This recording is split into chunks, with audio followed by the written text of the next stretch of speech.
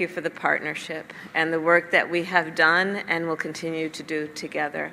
Governor, I want to thank you in particular because we have seen each other now a number of times. We were proud, my husband and I, to receive you at our home. But importantly, your leadership and your work and your partnership has been tremendous. And so I thank you for all of that and, of course, for the introduction you gave me this afternoon.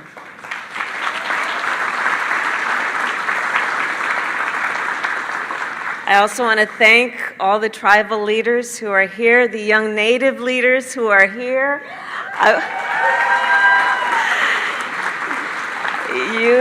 They are truly an inspiration. I was able to meet with some of the younger leaders before I came out here, and when I look at them, I know the future of our world is so bright. I'm also grateful for the veterans who are here with us, many of whom just met with the second gentleman of the United States, my husband, Doug Emhoff, and he's the first second gentleman of the United States.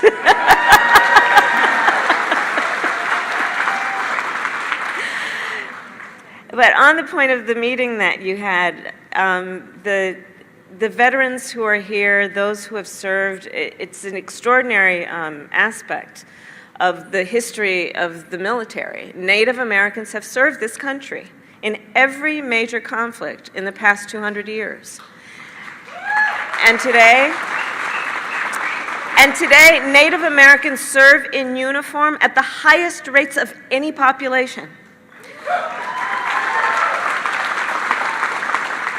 So as Vice President, I thank you for your bravery and for your service. And I thank everyone for joining us today. So President Joe Biden and I believe that the bonds between our nations are sacred. And we believe we have a duty to safeguard and strengthen those bonds, to uphold our trust and treaty obligations, to honor tribal sovereignty, and to ensure tribal self-determination. On that point, it is a special honor to be at this beautiful school today. Gila River was the first tribe to partner with the federal government through an innovative leasing program to build a school that is fully Native-built, Native-owned, and Native-run.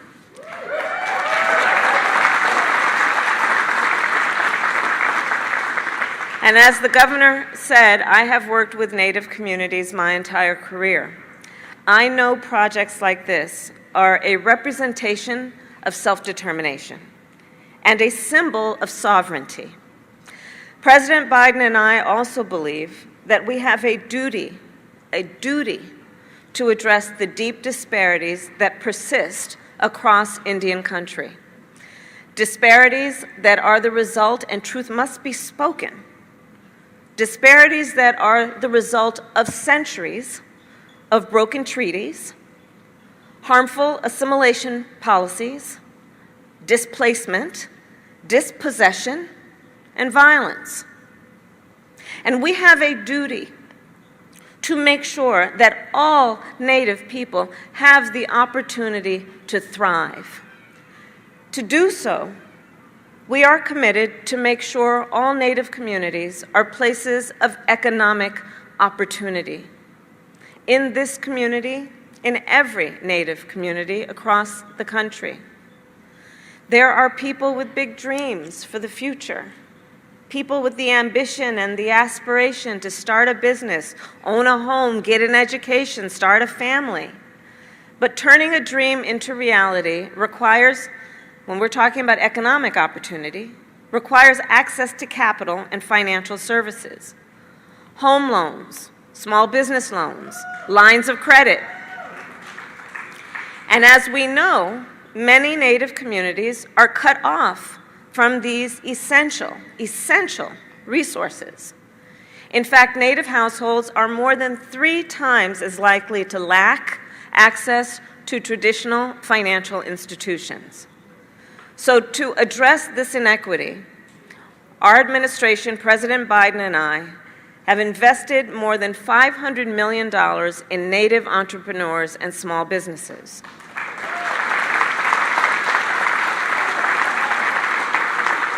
And we are investing millions more in community banks. Now, community banks, it almost speaks for itself, community banks. It's about the community. Community banks predominantly operate in overlooked and underserved communities. And they are run by people who live and work in the community that they serve. People who know firsthand the incredible potential in the community, people who understand the culture of the community, the language of the community, and people who then work every day to realize the potential of the community. So since taking office, the President and I and our administration have invested hundreds of millions of dollars in community banks that serve Native communities. Institutions in Arizona, like the Hopi Credit Association, which recently provided funds to a Native-owned coffee shop so they could invest in better kitchen equipment, new furniture, and more storage space. In partnership with communities, and in particular with Native communities, we are also addressing the climate crisis. This is something I spoke with the young leaders about before I walked in. Every year, the land your tribes have long called home have increasingly been threatened by wildfire, drought, and floods. Native peoples have served as responsible stewards of our environment for millennia. For millennia. And in order to create enduring solutions to the climate crisis, we must then rely on the knowledge and the experience of Native communities. And that is why we are investing billions of dollars to help fund Native-led, not Native-consulted, Native-led climate-resilient infrastructure projects. Like the projects you are leading here at Gila River. Projects to replenish groundwater, to build a new water pipeline to ensure reliable access to clean water, and to reduce dependence on the Colorado River. Together with Native communities, we are also working to protect the freedom to vote.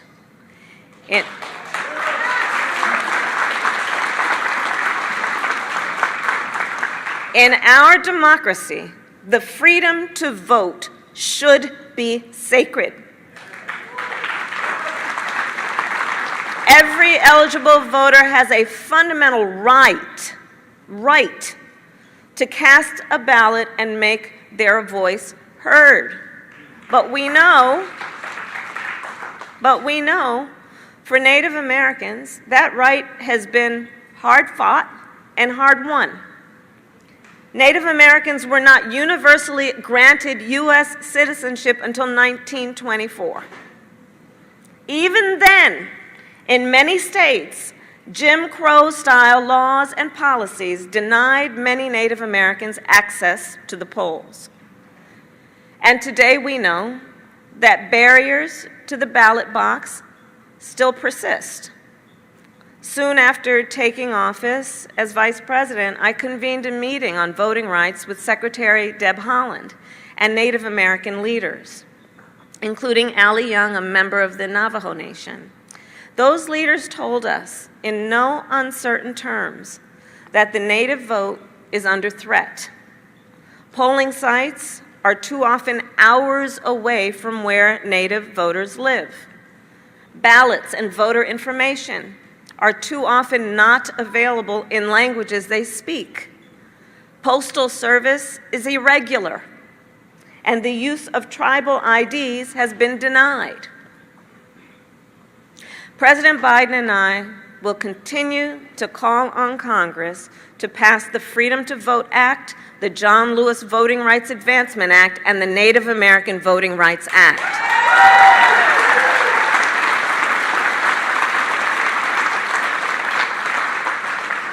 Together, these bills would set national standards for voting, such as 2 weeks of early voting, drop boxes in convenient locations, Same-day automatic voter registration. For example, we have heard from many Native leaders, it was part of the conversation we had in my office, that it is so difficult to even register to vote because there is not an in-person registration site in the area, or because they do not have access to high-speed internet to register online.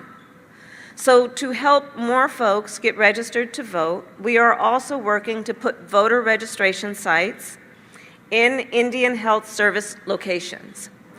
Yes. In addition, we are well on our way to connect every household with high-speed internet, which has been a high priority for us. And for so many, the point was highlighted during the height of the pandemic.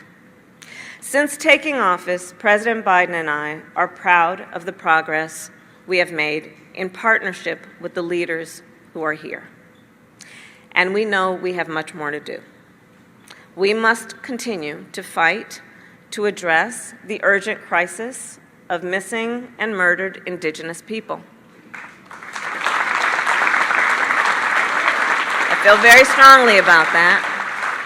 We must continue to fight to make sure all Native people, in particular all Native young people, have the mental health resources they need.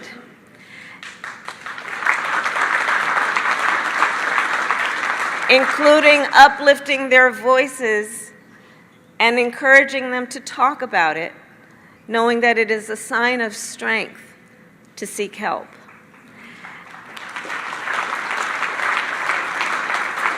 And we must continue to defend the Indian Child Welfare Act.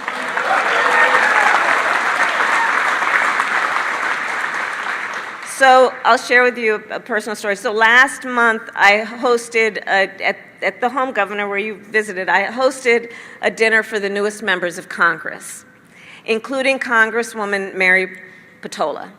She is the first Alaska Native member of Congress. And she is a champion for all Native communities. And so that particular day, by coincidence, that same morning that I was hosting the dinner that evening, that same morning was the morning that the United States Supreme Court rejected that attempt to gut ICWA. And that night, then, as she arrived at the house, she and I just shared a special moment because we both understood what these attacks have meant, the failure to enforce the rules have meant, the failure to prioritize this, what it means. And so she and I basically shared, we hugged and we talked about it, a moment of profound relief and celebration, knowing the significance of this victory for tribal communities and tribal sovereignty, knowing for centuries Native children were taken from their families and community in violation of basic human rights, and it was an attack on the very existence of tribal nations. So I celebrate, as we all do, what happened at the court. But when you read closely the attacks and how the court ruled, let's be fully aware of not only the essential protection that ICWA provides, but also understand that whatever gains we make will not be permanent if we're not vigilant. You know, years ago, I was the head of the San Francisco City Attorney's Division on Families and Children, and I worked on many ICWA cases. And as Attorney General of California, I partnered with tribal leaders and child welfare agencies and others to enforce ICWA. So while we applaud the Supreme Court's decision, I am very clear-eyed. We know this will not be the last threat to this very important law, and we must continue to work together, and we will work with Native leaders to safeguard the protections of ICWA.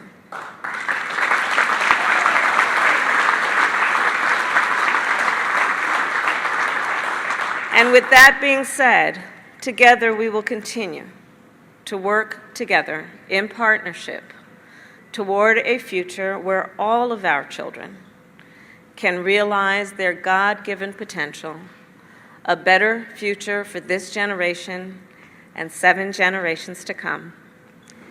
In that fight, together, we will work to continue to strengthen this partnership, to count on your leadership, and to work together in support of our common cause. So may God bless you, and may God bless America. Thank you all.